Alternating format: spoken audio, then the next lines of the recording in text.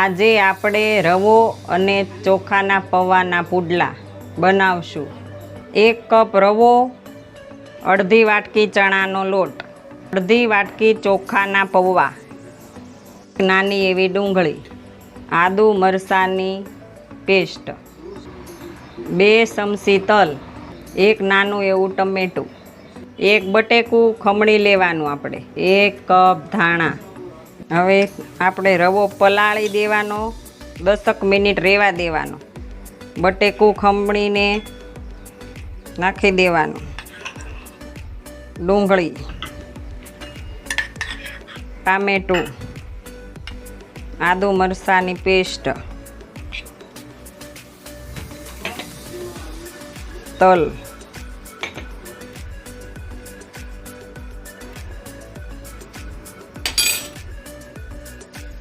ધાણા,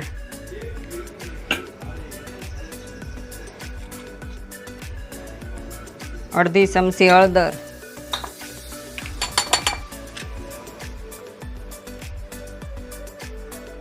મીઠું સ્વાદ પ્રમાણે,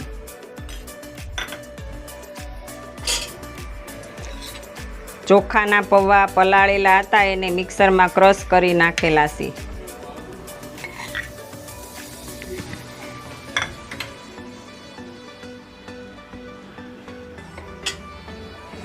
અને અડધી વાટકી ચણાનો લોટ,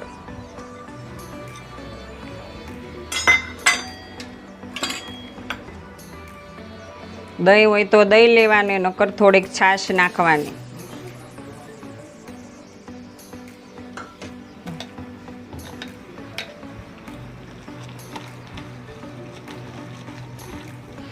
આપણે બધા મસાલા તૈયાર થઈ ગયા છે।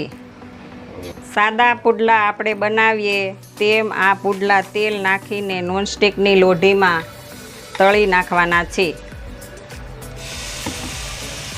1 ચમચો આપણે મસાલો બનાવ્યો હોય ને એ નાખીને પુડલું સરખું કરી નાખવાનું, આમ ધીમે તાએ તળવા દેવાનું।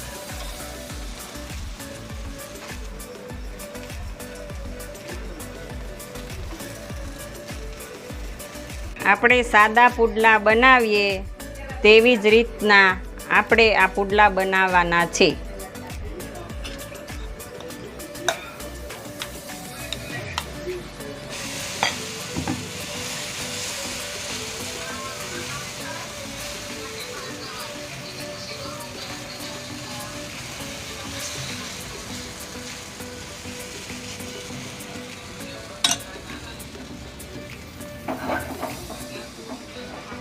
આપણે આમ ઉઠલાવીને ફરીને તેલ આમાં નાખી દેવાનું।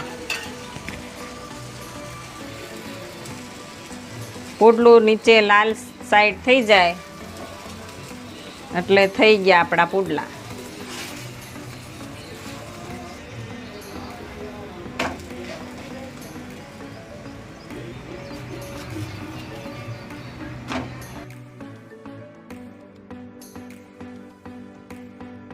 હવે આપણા પુડલા તૈયાર થઈ ગયા છે, ખૂબ જ સરસ। તમે પણ ટ્રાય કરજો,